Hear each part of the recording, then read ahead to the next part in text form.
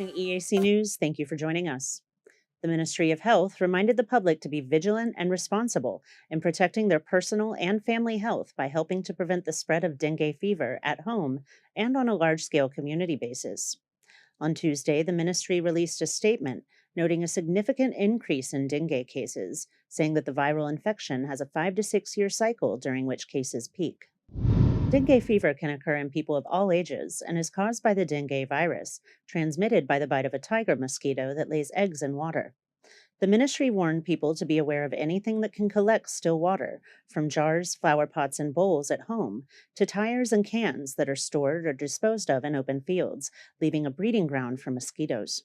The Ministry of Health advised anyone with a high fever of 39 to 40 degrees Celsius to seek consultation and treatment at the hospital as soon as possible and to contact the emergency number 115 for any further questions. It recommended that exposed vessels for liquids be washed once a week or well covered to prevent rainfall from collecting. It also advised working with local health officials to put pesticides in large pools of water where mosquito eggs can be laid. It said that citizens must incinerate or keep dry unused materials like tires, coconut shells, bowls, and cans to prevent the spread of dengue fever. The ministry instructed residents and local authorities to join the movement to reduce and prevent the growth of mosquitoes, with a slogan that encourages model families to maintain a home free of mosquito breeding grounds. It said that people must adhere to clean living habits and proper storage to prevent a community outbreak. It said that houses should be kept full of light when possible to deter mosquitoes, and that clothes should be inspected before worn, as the insects gather in wardrobes for their cool, dark environment. It suggested that people wear long sleeve clothing, sleep under a mosquito net regularly day and night, and to avoid quiet, shady areas where the insects like to gather. Kristen Winters, EAC News. Watching EAC News, thank you for joining us. The French government and the French Agency for Development expressed their commitment to continue cooperation with the Ministry of Labor and Vocational Training in the areas of education, technical and vocational training, also known as TVET, in addition to social security programs in line with the recommendations of Prime Minister Hun Manet. On Wednesday, Minister of Labor and Vocational Training, Heng Suo, met with Jacques Pellet, France's ambassador to Cambodia, and Sandrine Boucher, the AFD country director for Cambodia. The French ambassador congratulated Heng Suo on his appointment as the new Minister of Labor and Vocational Training. He also praised the progress of Cambodia, which has been rapidly developing since he first arrived in Cambodia in 1995. The ambassador emphasized that the French government, through AFD, remains committed to supporting Cambodia's development via cooperation with other ministries and institutions. In terms of the Ministry of Labor, the French are prepared to help further Cambodia's progress in TVET and build a social security system. They promoted TVET projects for competition and skills for the future economy, saying that the technical aspects of the projects are mapped out and that there are plans to sign an agreement in the near future. They also discussed a pilot program which will provide health insurance to garment factory workers in Cambodia. The AFD says it will provide 2023 financial assistance, in addition to UN Population Fund experts and personnel to help achieve their goals. Boucher added that AFD aims to modernize the project to include the development and management of human resources and the development of an information and communications technology or ICT system. Minister Heng Suo thanked the French ambassador and the AFD director for their input on cooperative development projects. He then emphasized that the projects were in line with the first phase of the new administration's Pentagon strategy. The minister thanked the French side for its cooperation and support in the initiatives and pledged to continue to strengthen cooperation with the French government and the AFD projects to achieve maximum results. Kristen Winters, EAC News. You're watching EAC News. Thank you for joining us. Former Prime Minister Hun Sen took to social media to praise his son's performance as Cambodia's new prime minister, less than 1 month into his new position. In a Telegram post yesterday, Hun Sen said that he thought it would take longer for Prime Minister Hun Manet to settle into his new role, but that his son has exceeded his expectations by proving his mettle at home and abroad. He said, quote, "Not to praise my own son, but having served as prime minister for more than 38 years, I can say that Prime Minister Hun Manet has done better than I expected. I thought it would take about 3 months for the new prime minister to take full control of the work," end quote. He said that contrary to his initial beliefs, Prime Minister Hun Manet traveled with confidence to discuss foreign affairs at the ASEAN summit within his first 2 weeks as prime minister. He also proudly remarked on his son's first official visit to China today and the upcoming UN General Assembly next week. He said, quote, "The child of the Dragon King will definitely not become the child of the frog," end quote. Kristen Winters, EAC News. You're watching EAC News. Thank you for joining us. Before departing for China this morning, Prime Minister Hun Manet decided to relax the requirements for informal businesses to register for business licenses in accordance with his administration's policy of supporting the informal economy. Last night, the Prime Minister wrote on his social media that assisting workers in the informal economy is a main priority of his new administration. In 2022, the International Labor Organization estimated that as many as 93% of those employed in Cambodia are part of the informal economy. For comparison, the informal economy represents only 18% of Japan's total employment, making Cambodia one of 5 countries in Southeast Asia for whom the informal economy is the backbone of the economy.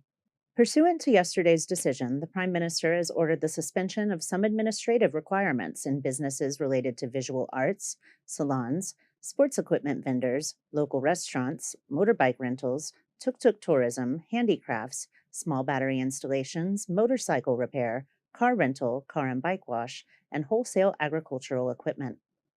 He stressed that his administration is committed to improving the informal economy as outlined in the National Strategy for Informal Development 2023 through 2028, which will provide social security benefits, foster growth and raise awareness for entrepreneurs and established workers in the informal economy. Kristen Winters, EAC News. Watching EAC News, thank you for joining us. While attending the ASEAN summit in Jakarta last week, Prime Minister Hun Manet received an invitation from Chinese Prime Minister Li Qiang to pay an official visit to China, which he graciously accepted. The Prime Minister departed from the Phnom Penh airport this morning, along with deputy prime ministers, ministers, and private business owners, to meet with Chinese leaders and business people. Accompanying the Prime Minister on his plane to China are Minister of Foreign Affairs Sokchinda Sopia, Deputy Prime Minister Sun Chantal, who served various roles under his father's leadership, and one of the richest people in Cambodia, Kit Meng, who is CEO of the Royal Group and President of the Chamber of Commerce. Prime Minister Hun Manet will lead a delegation to China from September 14th through 16th to meet with Chinese President Xi Jinping, China's Congressional Chairman Zhao Liqi, and Chinese PM Li Qiang. The Ministry of Foreign Affairs stated that the leaders will exchange views on a number of topics, including building a common destiny of Cambodia and China in the new era by further promoting their diamond cooperation, strategic direction for Cambodia-China relations, and regional and international events pertaining to common interests. Prime Minister Hun Manet will hold bilateral talks with Prime Minister Li Qiang on cooperation between the two countries, and the two prime ministers will also preside over the signing ceremony of a number of cooperation documents. After the official state visit, Prime Minister Hun Manet will attend the 20th ASEAN-China Expo on September 16th through 17th in Nanning. As Cambodia and China celebrate the 65th anniversary of diplomatic relations and the Year of Friendship, the upcoming visit will further strengthen the comprehensive strategic partnership between the two countries. Kristen Winters, EAC News. You're watching EAC News. Thank you for joining us. Former Cambodian Prime Minister Hun Sen wants Japanese businesses to invest in factories to process existing raw materials and in advanced technologies such as car assembly, electronics, and energy. Hun Sen met with the president of the Japan-Cambodia Association and former Japanese ambassador to Cambodia, Fumiaki Takahashi, to discuss business and the upcoming celebration of the 70th anniversary of Japan-Cambodia diplomatic relations in November. Takahashi told Hun Sen that he is ready to invite Japanese investors, especially small and medium enterprises, to invest in key sectors in Cambodia after having discussed the matter with Prime Minister Hun Manet. Hun Sen was happy to hear that and suggested the ambassador push for investment in 2 main areas: factories to process raw materials and factories to produce advanced technologies such as car assembly, electronics, and energy. He also mentioned the importance of building food security in the Mekong region by supplying production chains and establishing the Association of Rice Exporters to maintain price stability and unanimity in market supply. The former prime minister said he highly values the good diplomatic relationship between Cambodia and Japan and referenced a bamboo bridge that connects them. Kristen Winters, EAC News. You're watching EAC News. Thank you for joining us. The Ministry of Culture and Fine Arts issued a press release on the return of 33 ancient Khmer statues from the collection of late oil and gas tycoon George Lindemann in the United States. The statues are Cambodia's latest contribution to a worldwide conversation about the legitimacy of artifacts in public and private collections that many countries are demanding be returned to their rightful owners. The returned statues include a reclining Vishnu and a half-male, half-female iteration of the Hindu god Shiva, believed to be from Prasak Krachap Temple at the ancient royal city of Koki. According to several witnesses, these statues were illegally removed in the 1990s. This is the same temple where the Shiva and Skanda on the peacock statues came from, which were returned from the collection of the late disgraced art smuggler Douglas Latchford earlier this year. In fact, a review of files on Latchford's computer showed correspondence between him and Lindemann, including photos of them meeting in Cambodia in the 1990s. A statement from the Department of Culture and Fine Arts thanked the combined efforts of the New York City District Attorney's Office and the Homeland Security Bureau, who reached an agreement with the Lindemann family members that inherited George's stolen artifacts. Minister of Culture and Fine Arts, Bong Sakona, said that the Cambodian government was pleased at the Lindemann family's decision to return the wrongfully possessed items to their rightful owners.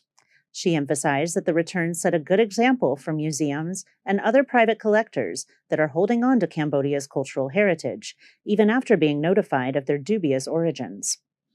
The Cambodian government has requested New York's Metropolitan Museum of Art to return at least 45 Khmer relics from its collection. However, the museum is demanding proof that the items were looted, a tall order for a country whose genocidal period is largely undocumented. At least 4 of the museum's Khmer items were in fact donated by the Lindemanns in the 1990s. The Minister of Fine Arts is thrilled that these masterpieces have been returned after more than 3 years of cooperation between the two governments. A memorandum of understanding was renewed just last month to facilitate the return of Cambodia's cultural heritage from private and public institutions in the United States. Kristen Winters, EAC News. You're watching EAC News. Thank you for joining us. This November, between 45 to 55 women will compete for the coveted title of Miss Planet International at Phnom Penh's Kopik Theater. Contestants from Asia Pacific, Europe, Latin America, and Africa will compete for a cash prize of $100,000 and the opportunity to spread the message of unity, sustainability, and ending poverty on a worldwide tour. On Saturday, Miss Planet International held a press conference to announce the details of their 3rd annual pageant this November. The organization's president, Hali Amin, noted that the focus on protecting the environment, reducing poverty, and restoring justice sets the pageant apart from others.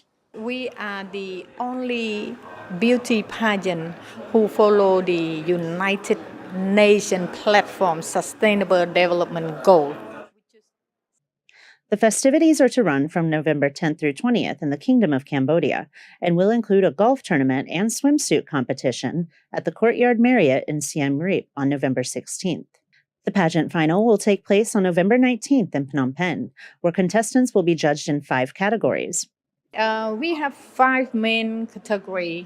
First is beauty, second is manner, and third is attitude, and the education, and what they do, like to, let's say, the charity or any related to environment, because we are strongly focused on the environment. Miss Planet International has established itself as a platform that not only showcases the elegance and grace of its contestants, but also places a strong emphasis on environmental advocacy and sustainability.